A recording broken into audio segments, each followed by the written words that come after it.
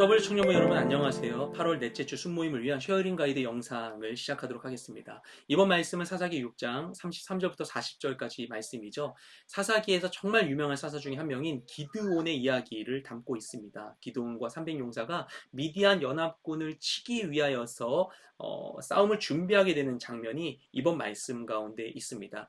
이 당시 이스라엘은 7년간 미디안에 의해서 핍박을 당하고 있는 중에 있었죠. 그동안 그들은 절대 그들을 대항하여 일어나지 못한 상황 가운데 있었는데 마침 이때 하나님께서 기드온을 부르셨던 그 시점 가운데 미디안이 아말렉과 요단강 동편에 있는 이들의 연합군을 이루어서 이스라엘 땅 가운데 진격해 들어오게 됩니다. 그렇게 그들이 오게 된 곳이 바로 이스라엘 평야였어요. 지도를 보시면요. 이 가운데 주황색 동그라미가 쳐져 있는 부분이 이스라엘 계곡, 이스라엘 골짜기, 이스라엘 평야라고 부르는 곳입니다. 이곳은 산지로 둘러싸여 있는 이 계곡의 이 분지 지형이면서 이스라엘 전역 가운데 가장 기름진 평야 지대였어요. 근데 그곳으로 이 군사들, 적의 군사들이 들어온 것입니다.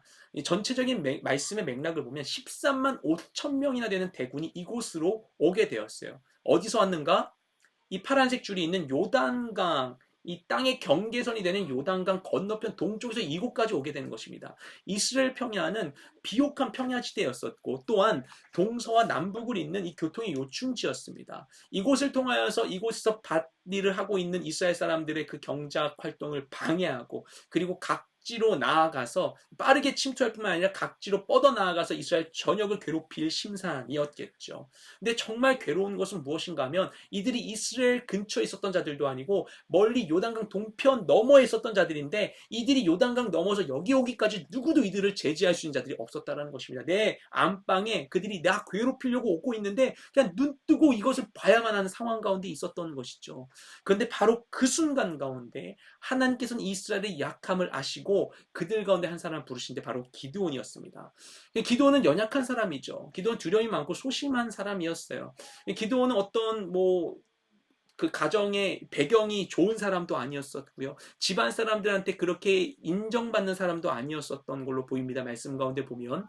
그리고 자존감도 너무나 낮고 또 두려움이 많은 사람이었어요. 근데 그런 그에게 어떤 일이 일어나는가? 여호와의 신이 임하게 됩니다. 그러자 그가 어떻게 하는가? 그가 나팔을 불게 돼요. 양강나팔, 쇼파르를 분 것이죠. 이게 전쟁에 사람들을 모으는 그런 역할을 하는 나팔이기도 했습니다.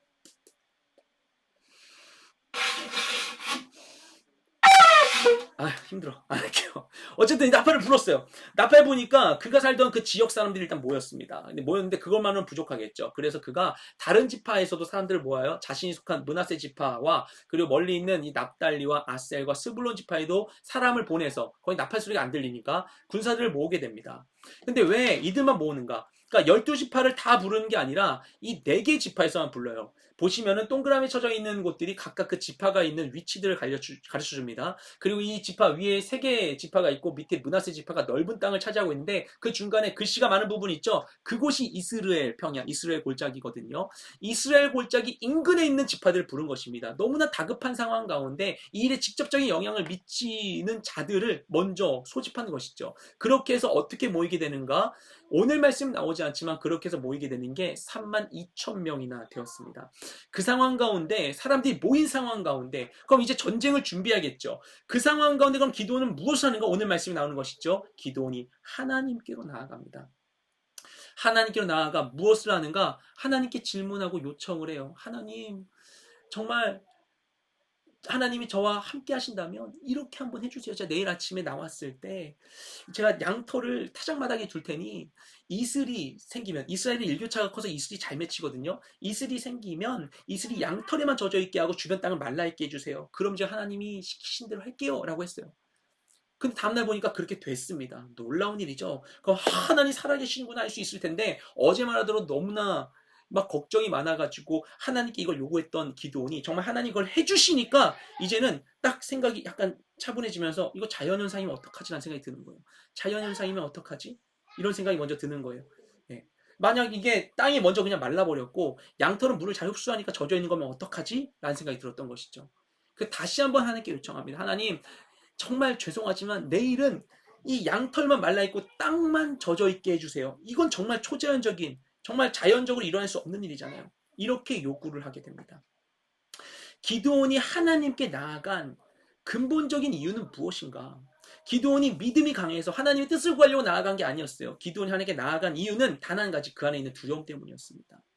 이 두려움을 이길 수가 없는 거예요. 그가 하나님의 표적을 경험했고, 하나님의 능력을 경험했고, 하나님의 신이 그에게 임하기도 했고, 많은 군사들이 모이는 놀라운 일들을 경험했음에도 불구하고 그런 외적인 일들이 그의 마음속에 있는 두려움을 해소시켜주지 못하는 것입니다. 그러니까 그는 하나님께 나아갈 수밖에 없는 거예요. 너무나 걱정이 많이 되니까. 예. 그리고 내가 구했는데 하나님이 당장의 기적을 보여주셨음에도 불구하고 그것이 바로 믿어지지가 않는 거예요. 여러분, 우리가 정말 힘들 때, 어떤 상황이 있을 때 기도원처럼 정말 하나님 진짜 복권 당첨되게 해주세요. 하나님 진짜 놀라운 일을 이루어 주세요. 그럼 내가 하나님 믿을게요. 그러면 하나님 되잖아요 라고 생각할 수 있어요. 하지만 이와 같은 기적적인 일들, 물론 하나님이 초제한적인 일을 행하실 수 있고 그런 일들이 우리에게 유익이 있지만, 하지만 이런 초제한적인 역사, 어떤 기적을 경험하는 것이 우리 인생을 변화시키지 못합니다. 우리를 변화시키지 못합니다. 기도 안에 있는 두려움도 사라지지 않았어요.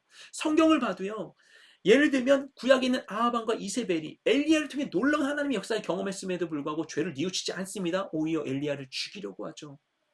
우리가 어떤 일을 경험한다고 해서 우리가 변화되는 게 아니에요. 우리를 변화시킬 수 있는 건 그리스도의 십자가 능력밖에 없습니다. 그 일을 경험하는 것 자체만으로는 아무것도 아닌 것입니다. 그걸 통해 우리가 하나님을 아는 것이 중요한 것이죠. 그분을 만나는 게 중요한 것이죠. 기도원이 하나님께 구했지만 그것으로 그의 이 두려움이 사라지지 않았어요. 그 상황 가운데 하나님께 재차 다시 요청을 합니다. 이렇게 믿음 없는 기도원. 근데 그런 기도원에게 하나님 어떻게 하시는가?